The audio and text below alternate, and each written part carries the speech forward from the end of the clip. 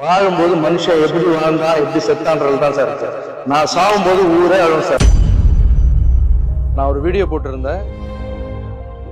அதில் இவ்வளோ நாள் நான் சர்வீஸ் பண்ணியிருக்கேன், என்னுடைய வாழ்க்கையில் எப்படி அரசியல் வந்தது, இதெல்லாம் நீங்கள் வீடியோவில் பார்த்துருப்பீங்க. அரசியலுக்கு வரலாமா வேண்டாமா அப்படின்னு நான் மக்கள்கிட்ட கேட்டிருந்தேன். நிறைய கமெண்ட்ஸ் பார்த்தேன். நான் சின்ன பசங்கள்லேருந்து வயசானவங்க வரைக்கும் எல்லாரும் அவ்வளோ அன்போட வாங்க, நீங்கள் வராமல் வேறு யார் வர்றது. ஒரு சிலர்லாம் பார்த்தீங்கன்னா யூத் பசங்கள்லாம் திட்டுறாங்க, என்னென்ன யோசனை பண்ணிக்கிறீங்க வாங்கினேன் அப்படின்னு. ஸோ அவ்வளோ உரிமையோடு கூப்பிட்றாங்க. ரொம்ப சந்தோஷம். நான் ஒரு முடிவு எடுத்திருக்கேன். அதை இன்னும் கூடிய சீக்கிரத்தில் என் எல்லா ரசிகரையும் கூப்பிட்டு எங்கள் அம்மாவை அந்த ஸ்டேஜில் உட்கார வச்சு அந்த நல்ல முடிவை சொல்லலான் இருக்கேன். ஸோ எல்லாமே நல்லதாகவே நடக்கும். நிறைய பேர் கேட்குறாங்க, வர்றதுனா வர வேண்டியதானே, ஏன் நீங்கள் மக்கள்கிட்ட கேட்டுட்டு இருக்கீங்கன்னு. மக்கள் தீர்ப்பே மகேசன் தீர்ப்புன்னு எதுக்கு சொல்லியிருக்காங்க. இந்த ஒரு மாதமாக நான் பார்த்துட்டு தான் சார் இருக்கேன். இந்த அரசு என்ன பண்ணுறாங்க, அவங்களுடைய செயல்பாடுகள் எப்படி இருக்குன்னு தான் உங்களுடைய கேள்வி.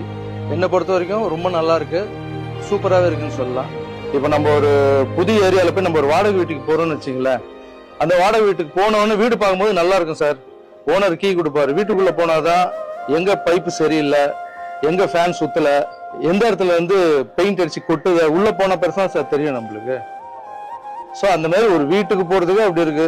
ரோட்ல இருக்கிற தெருநாய் கூட நம்மளை பார்த்தா கத்தும், யார் இது புது ஆள் வந்திருக்காங்க அப்படின்னு. அந்த தெருநாய் இருக்குல்ல, அதுக்கு பிடிச்ச பிஸ்கெட் போடணும். ஒரு சில தெருநாய்ங்கெல்லாம் பார்த்தீங்கன்னா பிஸ்கெட் சாப்பிடாது, பிரியாணி தான் சாப்பிடும், நான்வெஜ் தான் சாப்பிடும்.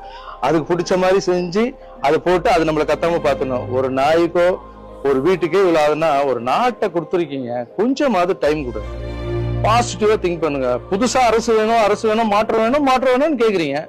மாற்றம் வந்துருச்சு, மாற்றத்துக்கு கொஞ்சமான டைம் கொடுக்கணும்வா. ஒரு வாடகை வீட்டுக்கு நம்மளுக்கு இவ்வளவு கஷ்டப்பட வேண்டியது. ஒரு அரசாங்கத்தை புதுசா கொடுத்துருக்காங்க. சோ என்னை பொறுத்த வரைக்கும் அவங்களுக்கு கொஞ்சம் டைம் கொடுத்தா நல்லதுன்னு நினைக்கிறேன். ரஜினி அவரோட பேசுனீங்களா, உரையாடுனீங்களா? அவர் ஆசீர்வாதம் இல்லாம நான் எதுவுமே பண்ண மாட்டேன் சார். ஸோ அவருடைய ஆசீர்வாதத்தோட தான் நான் எல்லாம் பண்றேன். விஜயோட ரசிகர்கள் அதே போல தாவேகா தொண்டர்கள் எல்லாம் தற்கொலைன்னு சொல்லிட்டு ஒரு விமர்சனம் வைக்கிறாங்க. அந்த ஒரு டேர்ம் எப்படி பாக்குறீங்க? மற்றவங்களுடைய பார்வையில அது தற்கொலை சார். எனக்குன்னு ஒரு பார்வை இருக்கு. அது தாவேகாவின் அம்புக்குறி.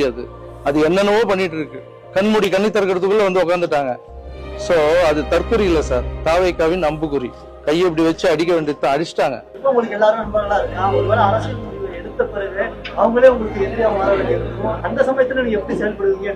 நான் வரலாமா வேணாமான்னு கேட்டதுக்கு லைட்டா அடிக்க ஆரம்பிச்சிட்டாங்க. ஸ்மெல் எல்லாம் வருது, அடிக்கட்டும்.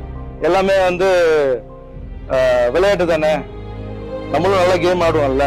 களத்துக்கு இறங்கணும்னு நம்மளும் கேம் ஆட ஆரம்பிப்போம். எனக்கு தெரிஞ்ச கஷ்டப்படுறவங்க, சாப்பிடுறவங்க, வறுமை நிலையில இருக்கிறவங்களுக்கு இப்ப முடிஞ்சு 1 லட்சம் பேருக்கு பண்றேன். நாங்க கோடி மெம்பருக்கு என்னால பண்ண முடியும் சார். ஆனால் லைஃப் இல்லை சார். வாழும்போது மனுஷன் எப்படி வாழ்ந்தான் எப்படி செத்தான்றது தான் சார் இருக்கு. நான் சாகும்போது ஊரே அழும் சார். Thank you so much.